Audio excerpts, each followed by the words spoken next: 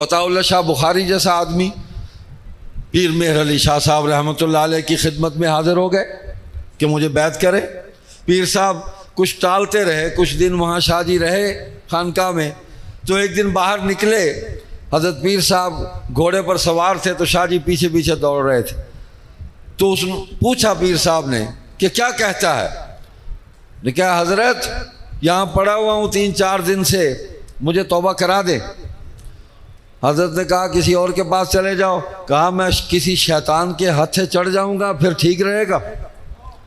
تو حضرت نے فوراً بیعت کی اور توبہ کرا دی۔ حضرت پیر مہر علی شاہ صاحب کی توجہات تھی تو ہر جگہ لوگ موجود ہوتے ہیں۔ شاہ جی قید ہو گئے تو حضرت پیر مہر علی شاہ صاحب کئی دفعہ مجلس میں کہتے تھے اون شودے واسطے بھی دعا کرو، عطا اللہ واسطے بہر آ ونجے، رہا تھی ونجے جیل تو بہر آ ونجے، اون شودے واسطے بھی دعا کرو۔ تو وہ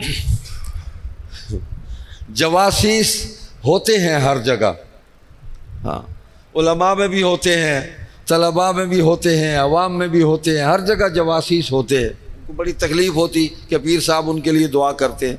تو ایک دن شاہ جی آئے تو محفل میں سے کسی نے کہا او آ گئے نٹھے ہوئے، یعنی جو یہاں سے بھاگے ہوئے ہیں وہ آ گیا۔ تو حضرت پیر صاحب رحمۃ اللہ نے فرمایا نہ بھائی نہ، نٹھے ہوئے نہیں، ترٹھے ہوئے آ گئے، یہ پیاسے آئے ہیں، بھاگے ہوئے نہیں آئے۔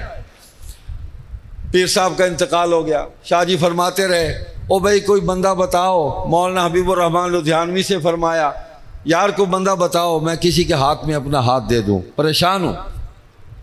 تو ایک دن لاہور میں مولانا عبداللہ فاروقی رحمۃ اللہ علیہ ان کے مکان پر حضرت شاہ عبد القادر رائے پوری رحمۃ اللہ علیہ مرشد احرار، مرشد العلماء، اللہ اکبر، وہ تشریف لائے ہوئے تھے۔ تو مولانا حبیب الرحمن نے کہا چل بھائی بندہ لب گیا، بندہ آ گیا، چل چلیے، لے آئے۔ تو حضرت سے بیعت ہو گئے۔ اب حضرت شاہ عبد القادر رائے پوری رحمۃ اللہ علیہ کی جو توجہات تھیں امیر شریعت پر، اللہ اکبر، انور شاہ کی تو تھی، اس نے امیر شریعت بنا کے میدان میں لا کے کھڑا کیا۔ اب میدان میں حفاظت بھی ضروری تھی اور میدان میں اپنے سپاہی کو لڑانا بھی مقصود تھا کہ پوری جرأت سے، بہادری سے اور پوری حفاظت کے ساتھ اس میدان میں کھڑا رہے، استقامت کا مظاہرہ کرے اور قوم کو متحد کر کے عقیدہ ختم نبوت پر پہرا دے۔ تو حضرت شاہ عبد القادر رائے پوری رحمۃ اللہ علیہ کی دعائیں شامل تھیں۔ یہ جو صوفیاء ہوتے ہیں نا، جو حقیقی اللہ کے ولی ہوتے ہیں، یہ مریض کو دیکھ کے نا اس کے مطابق علاج کرتے ہیں، کیفیات کو دیکھ کے۔ جیسے طبیب ہوتا ہے مریض کو دیکھ کے دوا دیتا ہے کہ اس کو خمیرہ گاؤزبان عنبری دینا ہے، اس کو دواء المسک جو ہے وہ معتدل دینی ہے یا جواہر والی دینی ہے، یا اس کو کچلا دینا ہے۔